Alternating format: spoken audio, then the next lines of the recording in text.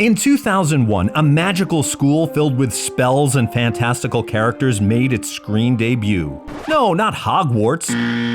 Witchright Hall. Never heard of it? That's because Witchright Hall was the setting for an attempted spin-off of the hit sitcom Sabrina the Teenage Witch. 7 months before the release of the first Harry Potter film, Sabrina the Teenage Witch aired a backdoor pilot episode about Sabrina's cousin Amanda attending a school for young witches. This place bites. In an odd coincidence, Hogwarts and Witchright Hall have some supernatural similarities. There's trial by fire. Heartfelt adolescent drama. I really liked it there. I mean, it's the first place I ever felt like home. And secret doors.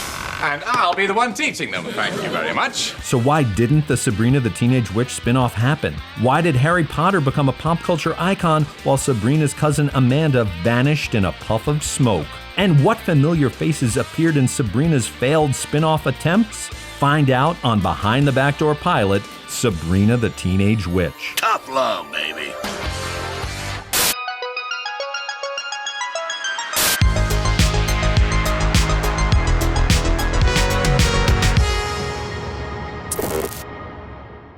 Before we delve into why the Sabrina spin-offs never happened, let's cast a time spell back to see how this all began. Rewindo time-o. Sabrina Spellman first appeared into existence in 1962 in the pages of the Archie Madhouse comic created by writer George Glatter and artist Dan DeCarlo. CBS later adapted the adventures of Sabrina into an animated series, which aired in the fall of 1969. The show was very 1960s. Sabrina made her first appearance in live action in the 1990s when producer Paula Hart saw the potential behind this charming, magical teenager. And Paula Hart didn't have to look far to find her Sabrina. It was an Archie comic, and my mom found the Archie comic book on a playground, and she sold it to Viacom as a TV movie. So I never had to audition. It was my part created for me by my mother. In the early 90s, Melissa Joan Hart was a rising star thanks to her breakout role in the Nickelodeon comedy Clarissa Explains It All. As the titular Clarissa, Hart displayed comedic chops and impeccable style as a witty, wise beyond her years teen. Mom, don't you realize that if I don't watch TV, I won't be able to keep up with the cultural level of my peers? With Melissa Joan Hart attached to star, Sabrina the Teenage Witch made its initial debut as a TV movie on Showtime. Sunday on ABC, The Wonderful World of Disney presents the film that started it all, Sabrina the Teenage Witch, the movie. Set in Archie Comics' Riverdale, the plot revolves around a young witch discovering her powers at the age of 16. Ryan Reynolds turns up as a bad boy love interest. I want us to get to know each other. Nice hair, Deadpool. Despite Melissa Joan Hart playing Sabrina, the Showtime movie is very different from the sitcom. Sabrina's aunts, Zelda and Hilda, were played by Charlene Furnetz and Sherry Miller, while Salem the cat was voiced by Brian Steele. Do you like it? Wow. I mean, meow. Fun fact, the TV movie is the first time Salem talked. Oh, do tell. Since in the early Sabrina comics, he was just a normal meowing feline. ABC execs displayed amazing psychic abilities when they decided to pick up Sabrina as a series for the TGIF programming block of family sitcoms. A witch can turn every person into a toad that misses the premiere of her new TGIF show. Okay, just kidding. Jeez. And Sabrina lived up to TGIF's "Thank Goodness It's Funny" tagline, Hey! with witty scripts from the show's writing room team, led by creator Nell Scovell. Author of the hilarious memoir Just the Funny Parts, Scovell is a trailblazing comedy writer with credits including The Simpsons, Late Night with David Letterman, and more. When I approached the series, it was really, how do I make this funny? And it had a talking cat, so you kind of couldn't miss. Fun fact, the Sabrina writing staff included Frank Conniff, aka TV's Frank from Mystery Science Theater 3000. Help me. Fun fact number 2, he plays a baby in the episode The True Adventures of Rudy Kazootie. Like the Showtime movie, the ABC sitcom kicks off on Sabrina's 16th birthday when her aunts reveal that she's a witch. You're not alone. I'm a witch, Hilda's a witch, your father's a witch. And I suppose my mom's a witch too. I always thought so. There's straight-laced Aunt Zelda, now played by Beth Broderick, and hilarious Aunt Hilda, played by stand-up comedian Carolyn Ray. It's Caroline. Doesn't matter.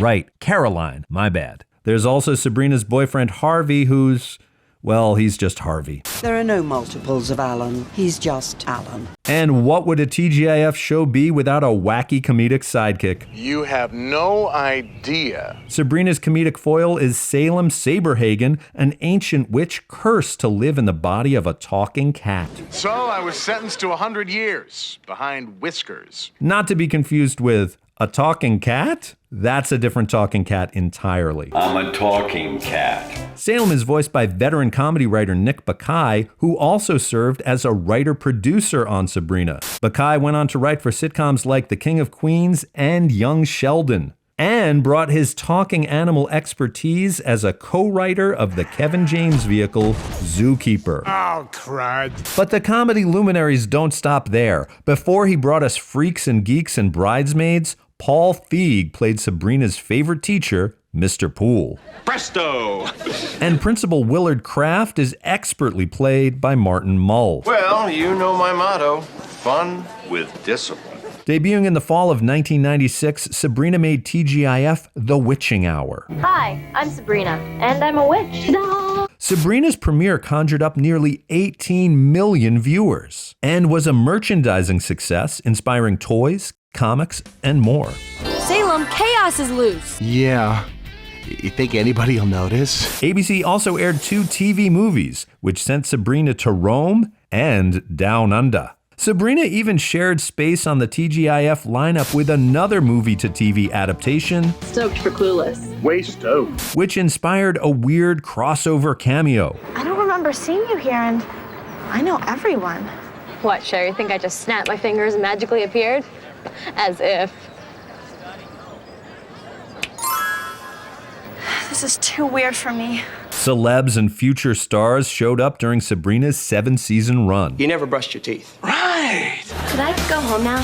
So it's no wonder the Sabrina team attempted spin-offs of the hit sitcom. According to the book Spinning Laughter, Viacom, the company behind Sabrina the Teenage Witch, tried to develop a spin-off every season. One spin-off trick the Sabrina producers pulled was making backdoor pilot episodes for Sabrina's cousin, Amanda. If Amanda looks familiar, that's because she's played by Emily Hart, producer Paula Hart's youngest daughter and Melissa Joan Hart's sister. The old nepotism summoning spell always does the trick.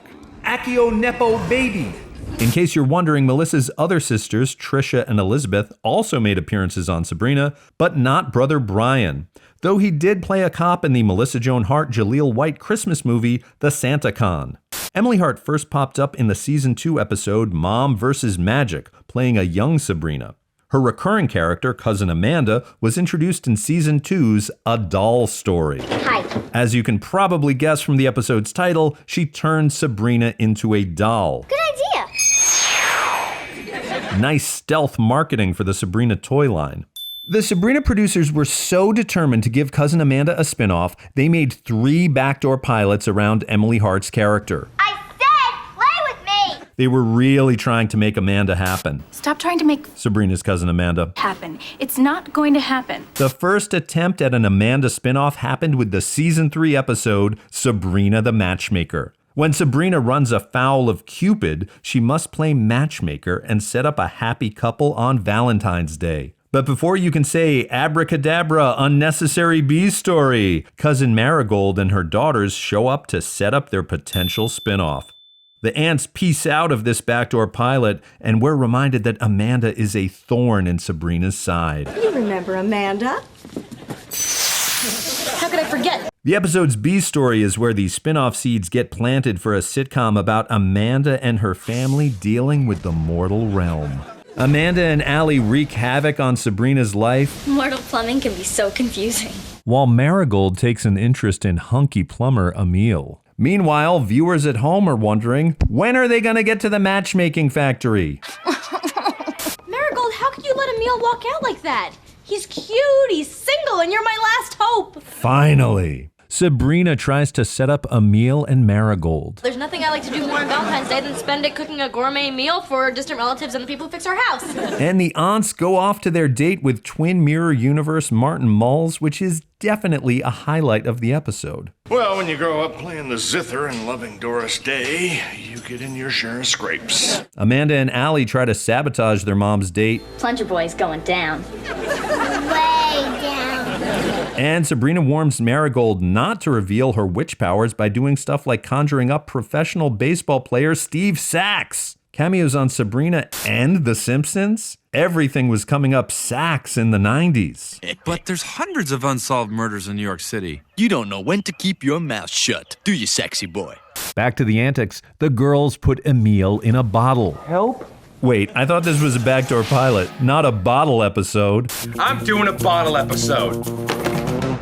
Marigold spills the family secret. I'm a witch. And despite her daughter's best efforts, decides to give up her magic for Emil. I don't understand what happened tonight, but for some strange reason, I know I want to keep seeing you. The episode ends with Amanda and her family becoming non-magic having normies. We never had to get dressed the mortal way before. And meeting Emil's sons Brady Bunch step-by-step style. Hey, it's Emil Hirsch and Frankie Muniz. The plan was for this backdoor pilot to launch a spin-off called Spells Trouble, which would have revolved around Marigold, Amanda, and Allie adjusting to life in the mortal realm. The spin-off even had Sabrina's approval. Sounds like a real family to me.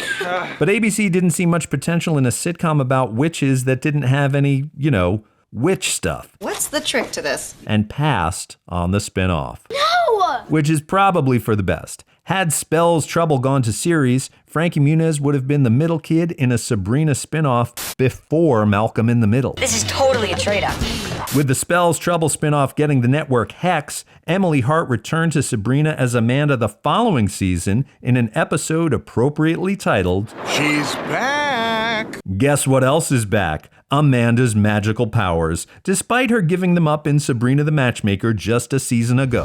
The Sabrina producers clearly cast the retcon spell and hoped viewers wouldn't notice this goof. The next attempt at a spin-off for Amanda happened in the 5th season of Sabrina the Teenage Witch. Sabrina was now in college, and the show had moved from ABC to the WB. She's growing up, moving out, and I'm riding shotgun on her coattails. It's part of the new WB Friday. The producers were looking to inject some youthful energy into a spin-off, so they brought Amanda back once again for a second backdoor pilot. In the episode Witchright Hall, we catch up with a more grown-up but still mischievous Amanda who's been shipped off to live with Sabrina and the aunts. But before you can say set up a kiss spin-off, we're introduced to the Witchright Hall boarding school for wayward magical youth. Welcome to Witchright Hall, where rebellious and magically challenged young witches learn to function in the mortal realm. Is that Mr. Sheffield? Mr. Sheffield! Yes, Charles Shaughnessy, aka Mr. Sheffield from The Nanny, plays Witchright Hall headmaster James Hexton. Like a witch's hex? Very clever, Sabrina writers. Shaughnessy had previously appeared in the Sabrina episode You Can't Twin as Alec, a completely different character. The Sabrina producers must have used the classic recycling actors TV spell. Law & Order pulls this trick all the time. We'll let that be a warning to us. Headmaster Hexton gives Amanda and Sabrina a tour of the school. And Sabrina meets school director Robin, played by 90s sitcom regular Jane Sibbett. You might remember her from Friends or Herman's Head. Sabrina is mostly absent from this episode of her own show. I'll be sure to write. The backdoor pilot instead focuses on the residents of Witchright Hall, who share some traits with their Harry Potter counterparts. There's try-hard student / Hermione stand-in, Haley. I used to be negative. Now I just want to make a good impression and have people like me for the positive, uplifting person that I am. Sean, a rebellious Malfoy type. Our daughters are so busy mooning over your boy Sean, they can't eat, sleep, or do their homework. You gotta love me. And Phil, a talking dog. You make it sound so dirty. Harry Potter really could have used a talking dog. This snarky pup was voiced by stand-up comic and Adam Sandler movie regular Blake Clark. The name is Phil. A dog named Phil, any relation to a boy named Sue? Hands off, Toots. I'm not one of your touchy-feely types. See, because Sabrina fans like the talking cat. By the way, here's the money I owe you. This is totally different. When Amanda is rejected from the Academy for being, as Hexton puts it, rather nice, Sabrina pulls some strings and gets her cuz in. Turns out nepotism works even in the supernatural realm. Meanwhile, Amanda deals with the cold, hard truth that no one likes her. Because everybody hates me and they can't wait to get rid of me. It's like she's talking about the network execs who won't give her a spinoff.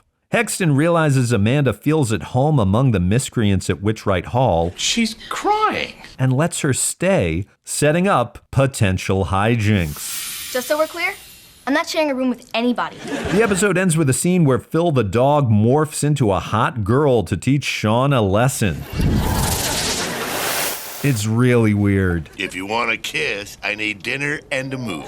As a potential spin-off, Witchright Hall is a much stronger premise than Spell's Trouble. A school for young witches and wizards was a novel setting in a pre-Harry Potter movie franchise world, and it doesn't hurt having familiar TV faces like Charles Shaughnessy and Jane Sibbett. And presumably Sabrina could pop in to teach a class or two, just like Screech did on Saved by the Bell, the new class. Zoinks! The plan was for Witchright Hall to premiere on the WB's fall 2001 season. What happened? Unfortunately, the spin-off faced a demon even Sabrina couldn't defeat: network restructuring.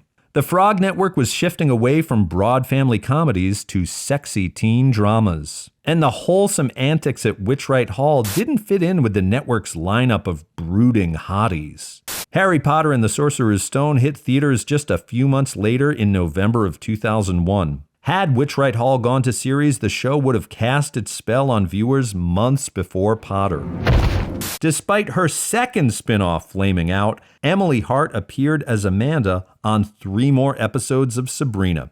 Fans have speculated that the season 6 episode The Competition, which finds the ants helping Amanda to get her witch's license, is also a failed backdoor pilot. I need help studying for my witch's license. If I flunk this test, I'll lose my magic powers. Please, will you help me? Since the Sabrina producers were desperate for an Amanda spinoff, it's definitely possible. But I learned a long time ago not to get my hopes up. Let us know what you think in the comments. You listening, witch? But don't feel too bad for Emily Hart. She eventually got her own show as the voice of Sabrina in the short-lived animated series. Wow, that'll be worth major extra credit. Despite never getting a spinoff, Sabrina the Teenage Witch lives on with spoofs. What exactly is a subpoena? Well, as a cat, mine is barbed. And cast reunions. When fans come up to us and they say, "We grew up with you," that is the biggest compliment we could ever receive. Melissa Joan Hart gave the thumbs up to Netflix's chilling Sabrina take. Let that character live on. That's awesome. And I love that it's so different too. I'm really lucky that like a lot of these reboots that happen are so closely related, and it probably stings a little bit, but in this case it's like, you know what, there have been a ton of James Bond and there's been a ton of people playing Batman, and you know, it's just one of those characters that'll probably go on. But nixed the possibility of a Sabrina sitcom reunion. How about a dark and gritty Witchright Hall update? Amanda could be the next Wednesday. Thanks for watching. Subscribe to Atomic Abe and click the bell to be notified when new videos drop. Remember when Soleil Moon Frye, aka Punky Brewster, played Sabrina's college roommate, Roxy? Point your spell-casting finger here for our look at the Punky Brewster spinoff that almost was.